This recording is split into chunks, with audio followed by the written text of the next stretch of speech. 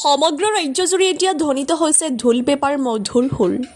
প্ৰতিটো প্ৰান্ততেই দেখা গৈছে ৰঙালীৰ পাৰ ভঙা উচ্ছাস আৰু আনন্দৰ ঢৌ। এই আনন্দময় পৰিৱেশৰ পৰা ব্যতিক্ৰম নহয় ওদালগুৰি জিলাৰ ডিমাকুছী আটাৰীঘাট নৱ উদিত যুৱক সংঘৰ উদ্যোগত অনুষ্ঠিত হৈছে 16 সংখ্যক ৰঙালী বিহু উদযাপন। দিনজোৰা বৰ্ণাঢ্য কাৰ্যসূচীৰে আয়োজন কৰা হৈছে। আবেলি অনুষ্ঠিত হোৱা মুকলি বিহুত ঢোল পেপাৰ সুৰে মুখৰিত হৈ উঠে সমগ্ৰ পৰিৱেশ। বিহু বলীয়াসকলৰ উল্লাসময় চিঞৰেৰে জীৱন্ত হৈ উঠে আটাৰীঘাট খেলপথাৰৰ বিহুথলী। হাজাৰ হাজাৰ ৰাইজৰ উপস্থিতিত নাচনীসকলে মনোমোহা নৃত্য প্ৰদৰ্শন কৰে ঢোলৰ ছন্দত তাল মিলাই। এটাৰ পিছত এটাকৈ আকৰ্ষণীয় বিহু দলৰ প্ৰদৰ্শনে সকলোকে মোহিত কৰি তোলে। এই আকৰ্ষণীয় বিহু অনুষ্ঠান উপভোগ কৰি আনন্দত মতলীয়া হৈ পৰে বিহু প্ৰেমী ৰাইজ। News desk report JNK news. হয়, আজি আমি আটাৰীঘাট নৱোদিত যুৱ সংঘৰ উদ্যোগত আটাৰীঘাট চাহ বাগিচা খেলপথাৰৰ বাকৰিত এদিনীয়া বৰ্ণাঢ্য কাৰ্যসূচীৰে 16 সংখ্যক ৰঙালী বিহু উদযাপন আমি কৰিছোঁ। আৰু এই 16 সংখ্যক ৰঙালী বিহু উদযাপনৰ আমি আবেলি ঠিক 5 বজাৰ লগে লগে আমি বিহুতলী আমি উন্মোচন কৰিলোঁ। আৰু বিহুতলী উন্মোচক হিচাপে আমি আমন্ত্ৰণ জনাইছিলোঁ BPF দলৰ মুখপাত্ৰ কমল আজাদ ডাঙৰীয়াৰ হাতেৰে। আজি আমি বিহুতলী উন্মোচন কৰি বিহু নৃত্য আমি ইতিমধ্যে আমি কাৰ্যসূচী আমি চলাই গৈ আছোঁ। আৰু আজিৰ এই যি বিহুতলীত আমি অসমৰ 12 যি জাতি জনগোষ্ঠী আছে সেই জাতি জনগোষ্ঠীৰ আমি নৃত্যবিলাক আমি প্ৰদৰ্শন কৰাইছোঁ।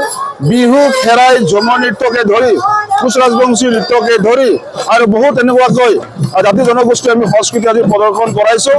আৰু আমি আপোনালোকে সকলোৱে জানে যে এইবেলি যি ৰঙালী বিহু যি অসমত উদযাপন হৈ আছে, হাৰ্টথ্ৰব জুবিন দাৰ অবিহনে তেখেত যিটোকে আমাৰ মাজত নাই, তথাপিতো আমি তেখেতক আমি আন্তৰিক শ্ৰদ্ধাঞ্জলি আমি জ্ঞাপন কৰিছোঁ, একাজলি শ্ৰদ্ধাঞ্জলি আমি জ্ঞাপন কৰিছোঁ।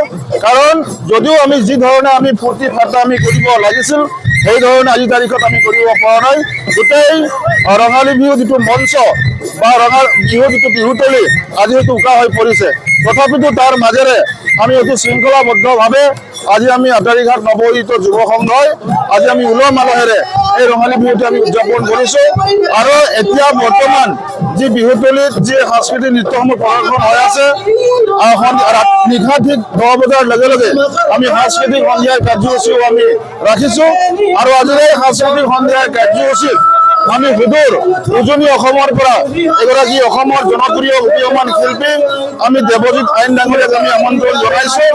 আৰু বিনীতা শইকীয়া, লগতে আমি কামৰূপৰ পৰা মৃদুল প্ৰতিম ডাঙৰীয়াকো আমি আমন্ত্ৰণ জনাইছোঁ।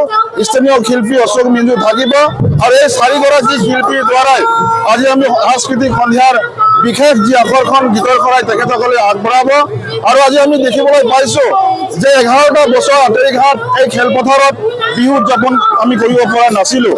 বহুদিন ধৰি এই কল্পনাৰ অন্তত আজি আটাৰীঘাটবাসী ৰাইজৰ সহায় সহযোগিতাত আটাৰীঘাট নৱোদিত যুৱ সংঘৰ যিখিনি আমাৰ সদস্যবৃন্দ আছে সকলোৰে যিটো উৎসাহ উদ্যমেৰে তেখেতসকলে ওলাই আহি স্বতঃস্ফূৰ্তভাৱে ৰাইজৰ সহযোগিতাত আজি আমি এই 16 সংখ্যক ৰঙালী বিহুটো উদযাপন কৰি আমি যথেষ্ট ৰাইজৰ সঁহাৰি পাই আমি উদযাপন সমিতিয়ে যথেষ্ট আনন্দত আমি উৎফুল্লিত হৈছোঁ।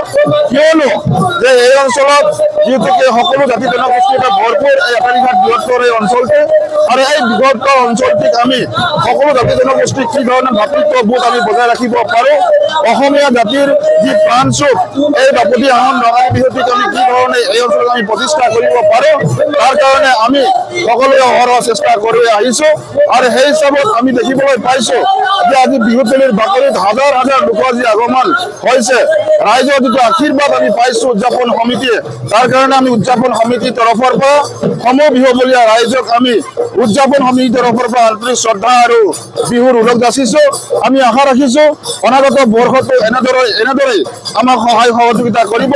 আৰু যিসকল স্বনামধন্য ব্যক্তিসকলে এই বিহু উদযাপনৰ ক্ষেত্ৰত তেখেতসকলে দান বৰঙণি দি আমাক সহায় সহযোগিতা কৰিলে আৰু আমাক উৎসাহ উদ্দীপনা দিলে, তেখেতসকলকো আমি উদযাপন সমিতিৰ তৰফৰ পৰা আন্তৰিক শ্ৰদ্ধা আৰু কৃতজ্ঞতা জ্ঞাপন কৰিছোঁ।